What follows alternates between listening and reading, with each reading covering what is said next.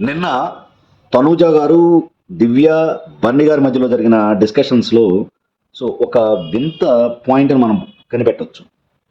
దివ్య గారికి ఎట్టి పరిస్థితిలో తనూజ గారు, బన్నీ గారితో ప్యాచప్ అవ్వడం ఎట్టి పరిస్థితుల్లో ఇష్టం లేదని తేటతెల్లమైపోయింది. అది ఎలా అంటే తనూజ గారు వచ్చి కాంప్రమైజ్ అవ్వాలని చూసినప్పుడు తనూజ గారు కొంచెం మాట్లాడేసి బయటికి వెళ్ళిపోయిన వెంటనే దివ్య గారు ఏం చెప్పారో తెలుసా తనూజ మీద?